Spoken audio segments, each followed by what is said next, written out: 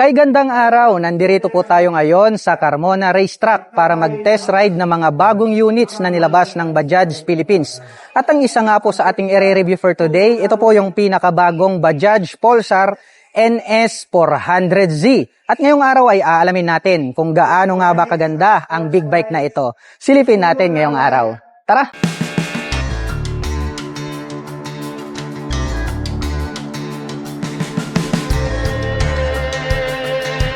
Ang lupit po pala ng dating nito pong bagong Bajaj Pulsar NS400Z. Ayan o, ito po yung ating motorcycle na expressway legal. Ito yung pinakabagong nilabas ng Bajaj Philippines.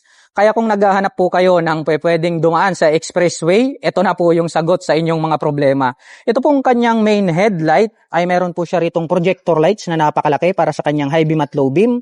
At ang very attractive dito, napakakapal po nito pong parang kidlat na kanyang daytime running light. Meron po siyang maliit rito na visor, glossy black. At may nakalagay naman po rito na NS400Z yung kanyang model name. Naka-LED na rin po ito pong kanyang mga nakapop up na turn signals. At ito pong kanyang front suspension, ito po pala ay gumagamit ng USD ports na gold color. So ito po makakapagbigay po talaga ito ng magandang bouncing performance kasi pang endurance po yan. Ito po ay gumagamit ng single rotor disc brake with 2-pot caliper na black color. Itim din po ang kulay nito pong kanyang cast wheel. At ang sukat po ng kanyang gulong rito po sa harapan ay mayroong sukat na 110/70/17. Tubeless na po yan at equipped po pala ito ng dual channel ABS. Mayroon po siyang ABS sa harapan, mayroon din po doon sa likuran. Dumako naman po tayo rito po sa kanyang meter panel display. Naka fully digital meter panel display po pala ito. Nandirito po yung kanyang mga light indicator sa bandang itaas. At ito po ay gumagamit ng mechanical key para sa kanyang ignition. Mayroon po siya ritong USB Type A port. Paano ba buksan? Ayan, USB Type A port. Gagamit na lamang po kayo dito ng USB cable ay makakapag-recharge na po kayo ng inyong mga dalang mobile phones at gadgets. Black color naman po ito pong kanyang naked handlebar. At pagdating naman po sa kanyang mga button selectors, meron po itong passing light, high beam and low beam. Meron po siyang navigation button dito para po sa ating meter panel display. Nandirito yung kanyang horn at yung kanyang turn signal selector. Habang dito naman po sa kabila, nandirito po yung kanyang hazard button. Meron po siyang engine kill switch together with electric starter at may on and off yung kanyang main headlight. Itim po ang kulay nito pong kanyang mga handle grip at black color din po ito pong kanyang clutch lever. Adjustable po pala ito. Itim din po ang kulay nito pong kanyang front brake lever, adjustable din po ito. At ito pong kanyang side mirror na stock dahon type. Ang ganda po na ito kasi nga po premium na yung kanyang dating diecast na po. Ito pong kanyang steam. At ito pong kanyang fuel tank, ayan napaka-bulky, napaka-timeless ng pagkaka-design. At ito po pala ay mayroong fuel tank capacity na 12 liters at mayroon naman po itong fuel consumption na 30 km per liter. Mayroon pong nakalagay rito na Pulsar na 3D emblem na black color. At mayroon po siya ritong decal sa bandang dulo. Ito po yung kanyang gas tank extension cover na combination ng gray-red at may nakalagay rito na NS. At nagkaroon po pala siya ng winglet rito, tapos nagkaroon ng touch ng carbon finish.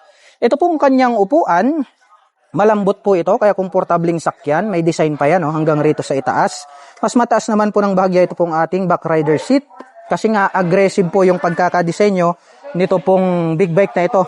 Nahahawig din po siya sa style ng mga sports bike. At ngayon naman po ay sasakyan natin ang pinakabagong Bajaj Pulsar NS400Z para maipakita ko po sa inyo kung gaano nga ba ito kataas. Grabe, may kababaan po pala. Ito pong big bike na ito. Expressway legal 400cc. Pero abot na abot natin. Halos maglapat naman yung ating mga paa. Tiptoe tayo, konting-konti lang naman. Para po sa mga magtatanong, ang height ko po ay 5'6". At kung akin naman pong tatansyahin ay kayang-kaya po itong mabot na mga 5'4" and above. At itim naman po ang kulay nito pong kanyang grab bar. Ito pong kanyang side profile, may nakalagay po rito na NS400Z. At ito pong kanyang side cover ay nagkaroon po pala siya rito ng honeycomb grill design. May nakalagay po rito na decal na fuel injection. Combination po pala ito ng black at gray. At ito pong kanyang engine cover ay black color po ito. May nakalagay naman po rito na Bajaj. Mayroon po siyang extension cover dito sa ibaba na combination ng red, white, tsaka black color. At ang kagandahan po pala netong ating Bajaj Pulsar NS400Z, mayroon na po pala siyang built-in rito na crash guard na pwede na rin po nating lagyan yan ng mini driving light. At ito po pala ay mayroong 6-speed manual transmission. Mayroon na rin po itong assist and slipper clutch. Meron po itong side stand na tubular, ngunit wala po itong center stand. Ito pong ating pillion step sa ating rider at back rider, alloy po ito. Alloy na rin po. Ito pong kanyang mga braces. At pagdating naman po sa kanyang rear suspension, ito po pala ay gumagamit ng monoshock absorber with Netrox na canister. Adjustable po yan, kaya makakapagbigay po yan ng magandang bouncing performance. Meron po siyang susian rito sa baba ng kanyang upuan na kung saan ay nabubuksan naman po ito pong kanyang upuan sa itaas. At metal naman po ito pong kanyang swing arm. Meron po siya ritong chain protector at meron din po siya ritong mudguard. Bukod dyan, meron pa po siya ritong tire hugger. Kaya kompleto, no? Hindi po matatalsikan ng putik yung ating back rider at the same time yung other body parts nitong ating big bike. Dumako naman po tayo rito sa likuran. Silipin naman po natin ito pong kanyang taillight.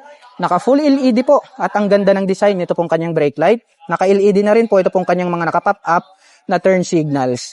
Meron po siya ritong plate light, may light reflector sa gitna, meron pa po rito na bilog sa magkabila.